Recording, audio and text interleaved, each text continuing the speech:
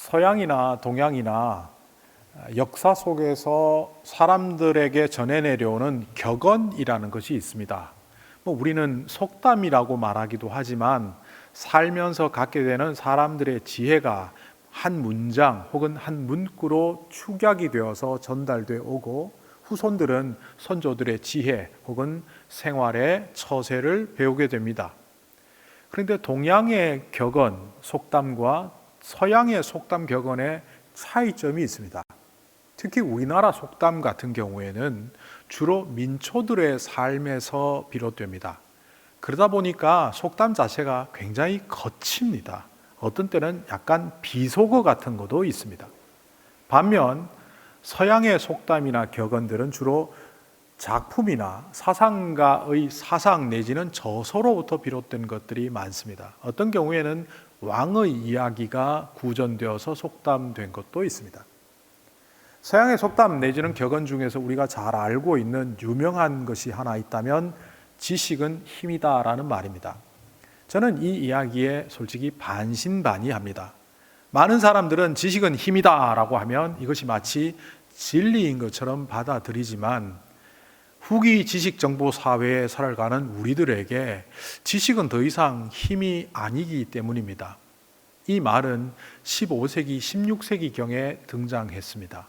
그때만 해도 정보가 차단되어 있고 서양이나 동양이나 문맹률이 80%를 웃도는 그 시대에 글자를 읽는 것만 해도 정보 하나만 아는 것만 해도 굉장한 우선권과 기득권을 가졌기 때문에 지식은 힘이 되는 것이 사실이었습니다. 그러나 오늘 이 시대에 조금만 무언가를 돌리면 지식을 얻을 수 있고 정보를 취합할 수 있는 우리 시대에 이른바 후기 지식정보 사회 속에서는 지식은 더 이상 힘이 아닌 듯 보입니다. 어떤 의미에서는 나이키가 광고할 때 썼던 유명한 문구 아시죠? Just do it. 오히려 하는 것이 힘인 것 같습니다. 실천하는 것이 힘인 것 같은 이 시대에 이 프랜시스 베이컨이 말했던 knowledge is power가 어떤 의미인지 저는 며칠 전에 다시 한번 책을 읽으며 생각해 보았습니다. 이 프랜시스 베이컨은 유명한 철학자라고 알려져 있지만 15세기, 16세기를 살아갔던 잘못 말했습니다. 16세기, 17세기를 살아갔던 잉글랜드의 유명한 철학자인데 이 사람은 철학자로 규명하기가 좀 어렵습니다. 그는 신학자이기도 하고 과학자이기도 하고 오늘날 개념으로 보면 철학자이자 사회학자이기도 합니다. 그래서 그는 knowledge power이란 말을 영어로 말하지 않았습니다. 그의 저서에서 scientia potentia est. scientia라는 말은 지식이라고 번역할 수도 있지만 이것은 science의 어원이 되는 말로 철학, 과학, 문학 모든 단어를 포함하는 의미입니다. 그리고 potentia라는 말은 능력, 힘 혹은 권위를 의미합니다. 그러니까 한 사람이 몰입해서 철학과 과학과 사회학이든 그 모든 학문을 통하여 뭔가 권위를 얻는다면 그거야말로 최고다. 이런 의미에서 프랜시스 베이컨은 이 말을 했던 것으로 보입니다. 그는 독실한 성공의 신자였습니다. 그는 지식의 탐구, 자연의 본성을 파악하는 것이 바로 신의 영광을 드러내는 것이라고 생각했고 요즘 과학자들은 그래서 프랜시스 베이컨 되게 싫어합니다. 과학을 신학으로 바꾸려고 했던 오염된 과학자로 현대 과학자들은 보기 때문입니다. 그런데 16세기, 17세기 그는 과학, 학문이라는 수업을 통하여 지식을 통하여 신의 영광이 드러나도록 인류의 풍요를 만들어 갈 수 있도록 하기 위하여 그는 책을 썼고 그 책 내용 중에서 scientia potentia est 이른바 knowledge power라는 말을 했습니다. 그러니까 우리가 알고 있는 지식은 힘이다라는 말과는 상당히 다르게 프랜시스 베이컨은 말했던 것으로 보입니다. 그리고 이 말은 실제로 그가 성경 묵상을 하며 묵상한 큐티 노트에 기록해 놓은 것으로부터 비롯되었다는 견해도 있습니다. 그 성경 구절은 잠언 24장 5절입니다. 잠언 24장 5절에 이렇게 되어 있습니다. 지혜 있는 자는 강하고 지식 있는 자는 힘을 더하나니. 예전 번역으로 읽어서 와닿기는 하지만 이 히브리어로 보면 그 본래의 뜻은 이렇습니다. 지혜는 힘 자랑하는 것보다 더 강하고 지식은 자기의 능력을 자랑하는 자보다 더 강하다. 이런 의미입니다. 이것을 풀어보자니 결국 지식과 지혜를 가지고 있는 사람이 자신의 육체의 힘과 능력을 믿는 사람보다 더 뛰어나다라는 걸 말하는 것으로 번역하게 된 겁니다. 잠언을 얼마 전에 새벽기도회 때 계속 묵상을 해왔습니다. 잠언을 묵상하면서 제가 잠언에서 말하는 지식이나 지혜는 세상에서 말하는 wisdom이라는 단어로 표현할 수 없는 거다라고 설명을 했습니다. 잠언을 기록한 사람은 솔로몬입니다. 이 솔로몬은 누구보다 지혜로운 사람이고 누구보다 많은 지식을 갖고 있는 뛰어난 사람입니다. 그런데 그가 잠언에서 이렇게 말합니다. 내가 갖고 있는 지식, 내가 갖고 있는 지혜, 이 세상의 모든 것들은 아무런 의미가 없더라. 그리고 참된 지혜는, 모든 지식과 지혜의 근본, 핵심은 여호와를 경외하는 것, 주님의 말씀을 듣고 따라가고 순종하며 그와 더불어 살아가는 것, 이런 의미로 여호와를 경외하는 것이 지혜와 지식의 핵심이며 근본이라고 말을 합니다. 그러니까 잠언에서 말하는 힘보다 강한 지혜, 능력보다 강한 지식은 단순한 knowledge를 말하는 것이 아니라 하나님과 더불어 살아가는 능력, 결국 하나님 말씀 안에서 고고히 그분과 동행하는 어떤 사람의 삶의 모습을 일컫는 단어가 되는 것입니다. 그러니까 프랜시스 베이컨도 스키엔티아, 과학 혹은 지식으로 번역되는 그 단어를 통하여 말하려고 했던 것이 단순한 지식 정보가 아니라 지식과 학문을 통하여 신의 영광을 드러내는 작업을 하는 사람이야말로 파워풀하다, 이 말을 하고자 한 것이었습니다. 이렇게 우리가 조금만 깊이 들여다보면 전혀 다른 의미로 다가오는 말들이 굉장히 많습니다. 성경도 그러합니다. 특별히 오늘 이 성경 말씀은 여러 각도에서 살펴볼 수 있습니다. 프리즘을 통하여 나오는 햇빛이 어떤 때는 보라색으로, 어떤 때는 빨간색으로, 어떤 때는 노란색으로 보이는 것처럼 이 프리즘은 햇빛 속에 있는 다양한 색깔을 보여줍니다. 말씀도 마찬가지입니다. 내가 어떤 입장에 서 있는지, 어떤 각도로 보는지에 따라서 그 말씀의 색깔은 상당히 달라 보입니다. 특별히 오늘 이 말씀은 많은 사람들이 복받은 종과 악한 종을 대비시켜서 하시는 말씀이라고 이해를 합니다. 맞습니다. 오늘 보면 이러이러한 종은 복이 있다, 이러한 종은 매를 맞을 것이다. 저는 그런 상상을 해보았습니다. 나는 과연 어느 종일까?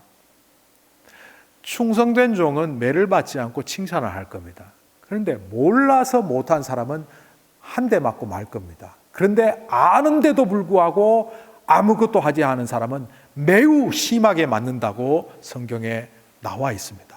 여러분은 칭찬받을까요? 가볍게 한 대 맞고 말까요? 아주 그냥 매뜸질을 할까요? 우리는 2번일 가능성은 없습니다. 1번 아니면 3번일 가능성은 없습니다.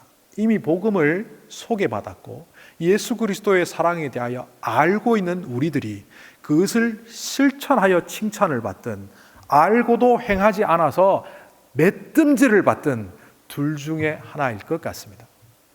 그런데 오늘 이 말씀을 충성 혹은 게으른 종, 이런 관점에서 보지 않고 조금 다른 관점에서 보려고 합니다. 오늘 이 말씀을 상반절과 하반부로, 그러니까 전반부와 후반부로 두 개로 쪼개어서 그 주님의 음성을 들어보려고 합니다. 전반부는 35절부터 40절에 걸쳐서 나옵니다. 여기에 결혼식 장면도 언급이 되고 도둑 맞는 이야기도 나오고 비유를 들어서 말하려고 하는 핵심은 준비하라는 겁니다.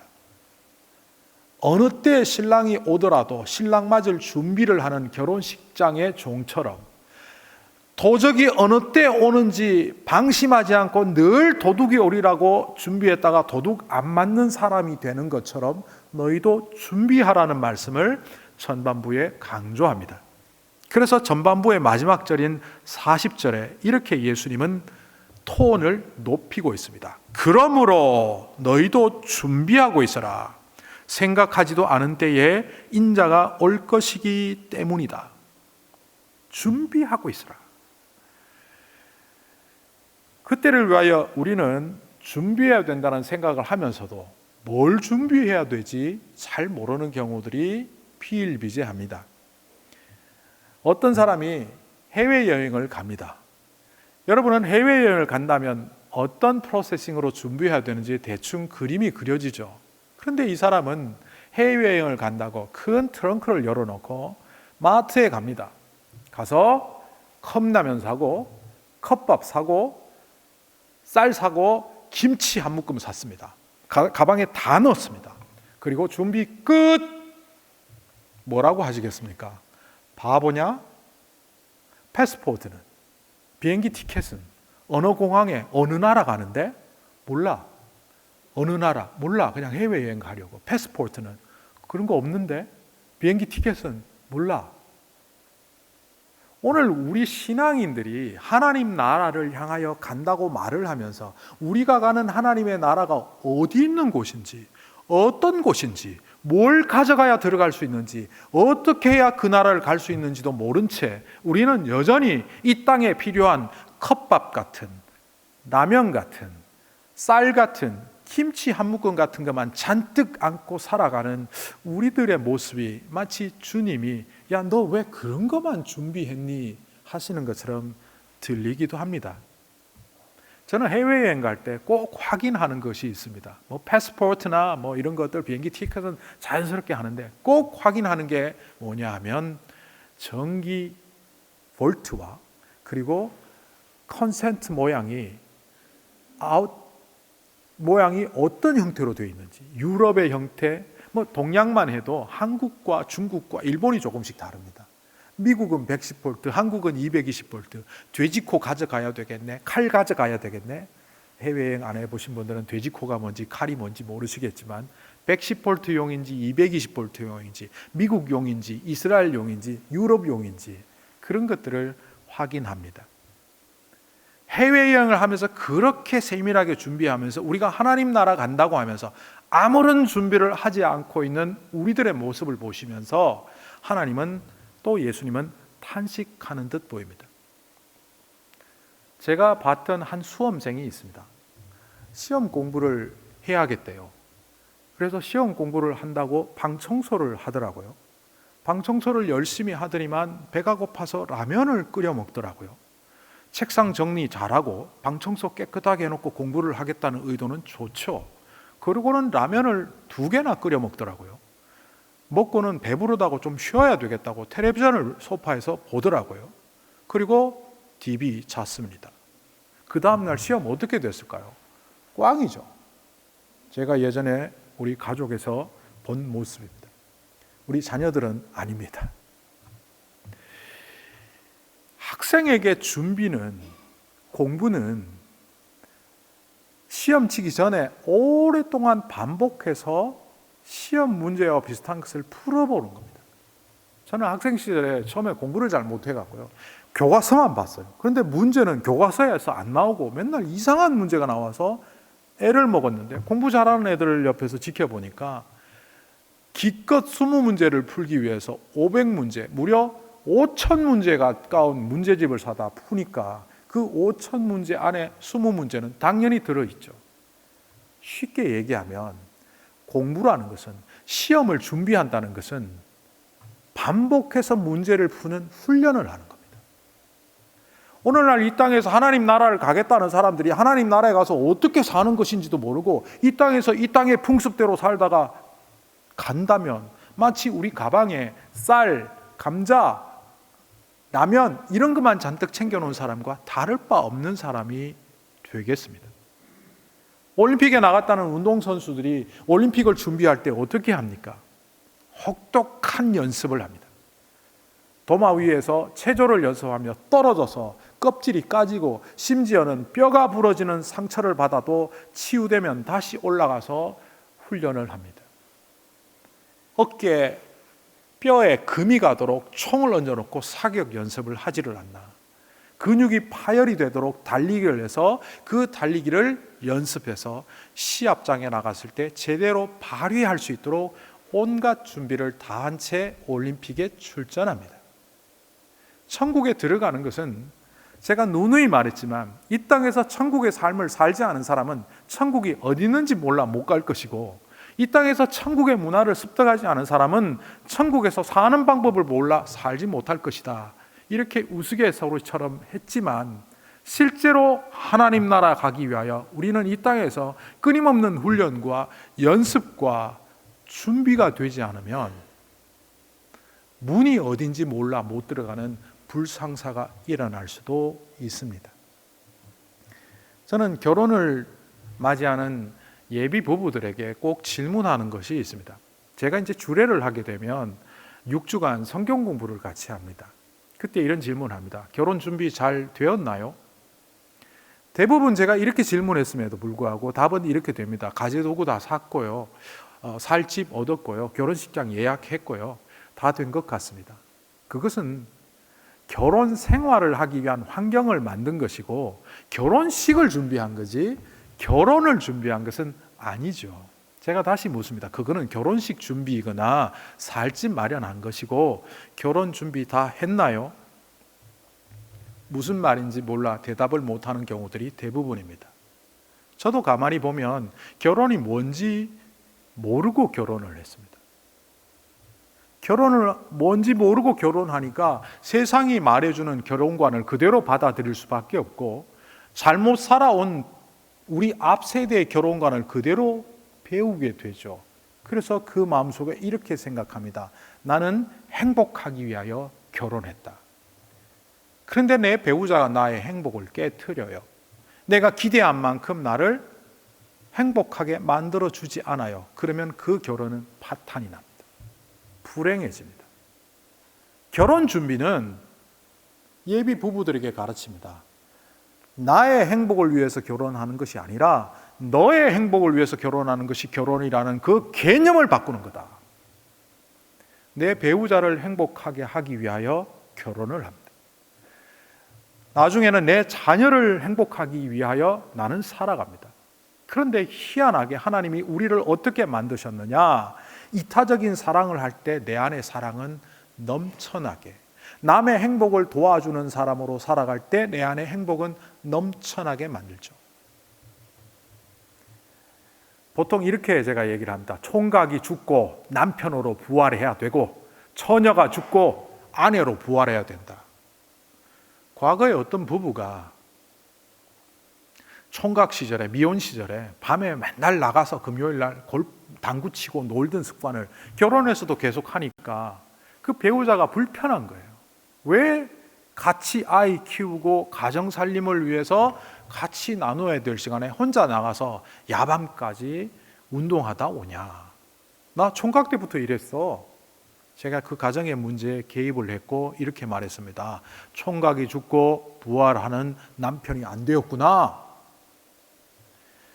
자신을 위하여 살아간다는 잘못된 준비가 결국 그 가정을 망치고 자신도 망친다는 것을 모른 채 살아가는 거죠. 마치 해외여행을 가기 위하여 김치와 쌀과 라면만 준비한 사람처럼 말입니다. 결국 우리는 준비를 제대로 하지 않으면 시작은 거창해 보이지만 뒤로 갈수록 망하는 길을 갈 수밖에 없다는 이야기를 예수님은 오늘 이 전반부에서 하시는 겁니다. 주님이 다시 오실 거니까 그 올 때 나를 잘 맞아들이도록 준비 잘 해. 내가 올 때 너희들이 나를 환영해야 돼. 그러니까 준비 똑똑히 하라고, 청소도 깨끗이 하고, 이런 의미가 아니라는 거예요. 주님 오실 때 부랴부랴 준비하거나 준비가 안 된 채로 맞이하면 그때만 망하는 것이 아니라 인생 전반이 다 망한다는 것을 주님께서는 결혼의 비유를 통하여 도둑의 비유를 통하여 준비하라고 강조하시는 겁니다. 그리고 이 두 번째 자리에서는 예수님께서 또 다른 이야기를 하고 계십니다. 이 하반부는 41절부터 48절인데요. 여기 보면 슬기로운 종, 그러니까 복 받는 종, 주님께 충성하는, 주인께 충성하는 종이 나오고, 아주 게으른 종, 오늘 말씀에 나쁜 종, 악한 종 나오는데, 이 악하고 게으른 종의 모습이 대비되어 나옵니다. 그런데 이 슬기로운 종과 악한 종의 차이점이 뭡니까? 주인이 온다는 것을 한 사람은 믿었고 한 사람은 믿지 않았습니까? 아니면 주인이 온다는 것을 둘 다 믿었다면 한 사람은 준비를 잘했고 한 사람은 준비를 안 했습니까? 뭐 그렇게 보는 것도 맞지만 이 둘의 가장 심각한 차이는 주인이 없는 시간, 주인이 떠났다가 다시 돌아오기까지 그 비어있는 주인이 없는 시간이 이것이 내 마음대로 해도 되는 시간이라고 생각하거나 아니면 그 시간에도 주인이 당부한 대로 나는 살아야 되겠다고 생각했던 그 차이입니다. 우리말에 착각과 착오라는 말이 있습니다. 착각은 뭐 정보를 잘못 알거나 잘못 생각해서 머릿속에서 일어나는 생각 잘못이 착각입니다. 그런데 착오는 착각한 것이 행동으로 드러나서 잘못된 결과물로 나타날 때 그것을 착오라고 합니다. 1986년에 인류 역사상 가장 큰 핵 재앙이라고 느껴지는 체르노빌 사건이 있었습니다. 또 그에 버금가는 핵 누출의 사건이 2011년 일본에서 있었습니다. 이 두 번의 핵 재앙의 공통점이 뭔지 아십니까? 시설이 잘못되었거나 뭐 지진이 났거나 전쟁이 났거나 그것 때문이 아닙니다. 우리가 체르노빌 원전 사태라고 말하는 그 체르노빌 폭발 사고도 2011년에 일어났던 일본의 그 동지진을 통해서 일어났던 후쿠시마 원전 사태도 공통점은 오작동입니다. 근데 이 오작동이 왜 일어나느냐? 그 작동한 사람의 착오로 빚어진 겁니다. 아무리 좋은 시설을 갖추어 놓고 벽을 두껍게 만들어도 내부에서 장치를 돌리는 사람이 착오를 일으켜버리면 그것은 폭발해버리고 새어나가고 수많은 사람을 죽이고 땅을 오염시키고 바다를 오염시키고 생물을 죽이는 재앙이 되는 겁니다. 오늘 이 비유 속에 등장하는 이 악한 종은 사고를 일으켰습니다. 주인이 떠났고 언젠가는 돌아오겠지만 내가 돌아올 때 싹 깨끗하게 준비한 상태로 맞이하리라. 그러나 요 기간만은 내가 마음껏 살리라. 오늘 이 비유 속에 등장하는 이 종은 지위가 아주 높았던 종으로 보입니다. 예를 든다면 보디발의 집에서 그 모든 재정과 종들을 통솔 하는 권한을 받았던 요셉과 같은 종 중의 종, 뭐 그런 역할을 했던 것으로 보입니다.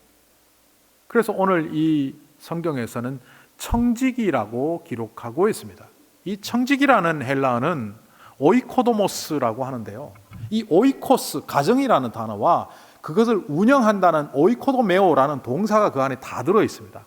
오이코도모스는 결국 뭐냐 하면 우리가 그냥 청지기라고 하는데 주인이 없는 기간 동안 주인이 다른 종들에게 식량을 나눠주고 일을 시키고 이 가정이 잘 돌아갈 수 있도록 운영하는 역할을 임시로 맡긴 자라는 의미에서 청지기라고 말합니다.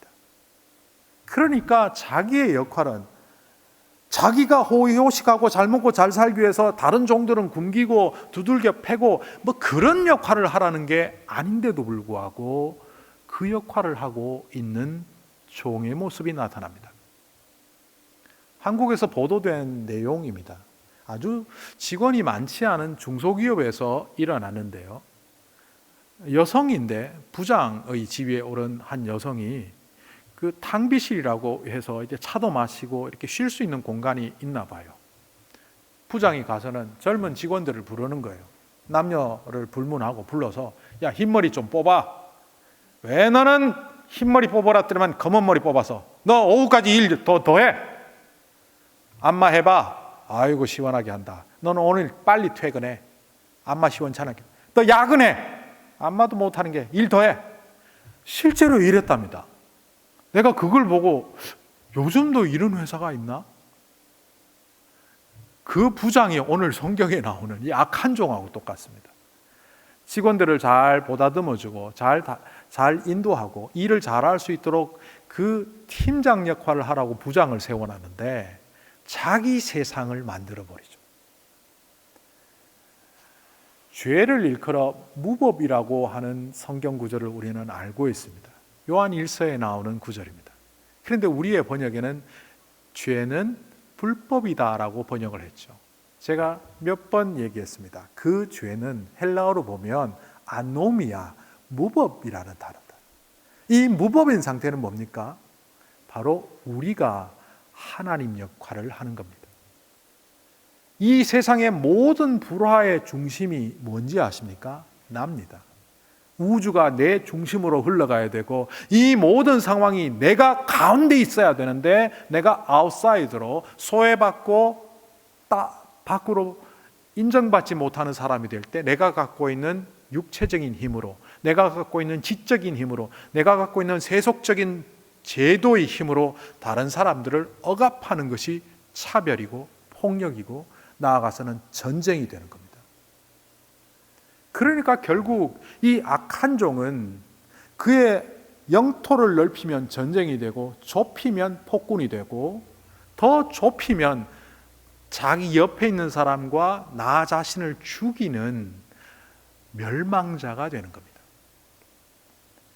준비를 하라고 하시는 그 예수님의 준비의 음성 속에는 주님이 오시는 날 잘 준비해서 주님을 맞으라는 이 뜻도 분명히 있지만 무엇보다도 우리가 준비하는 자로 인생을 소비하지 않고 악하고 게으르게 망하는 길을 가지 않고 복된 길을 가시도록 하시는 주님의 음성이 있다는 사실을 우리는 기억해야 합니다. 오늘 이 말씀을 통하여 우리가 들을 수 있는 주님의 음성이 무엇입니까? 너희는 충성된 종이 되어야 된다. 이 이야기가 아닙니다. 주님이 하시고자 하는 이야기는 바로 이것입니다. 나는 반드시 다시 온다. 너희들이 예상하지 못하는 그 순간에 나는 반드시 온다. 이것이 역사의 끝에 이르는 예수님의 재림을 통한 종말일 수도 있지만 우리의 인생이 어느 순간 끝나 주님 앞에 서는 그 순간일 수도 있습니다. 인생의 시간을 보장받은 사람이 누가 있겠습니까? 젊다고 오래 살고 나이 들었다고 빨리 갑니까? 우리가 흔히 하는 말로 오는 데는 순서 있어도 가는 데는 순서 없지 않습니까? 그런데도 불구하고 우리들은 준비되지 않은 상태로, 아니 준비는 한다고 하면서도 해외여행 가는 사람이 쌀과 김치와 라면만 사놓은 엉터리 같은 준비를 한 채 그 가방 붙잡고 나의 세상을 만들며 살고 있는 우리들을 향하여 주님께서는 말씀하십니다. 나는 반드시 온다. 그 올 때 너희들은 준비된 자로 서야 한다. 그런데 그 준비는 마지막 때가 아니라 바로 지금부터 시작된다. 기도하시겠습니다.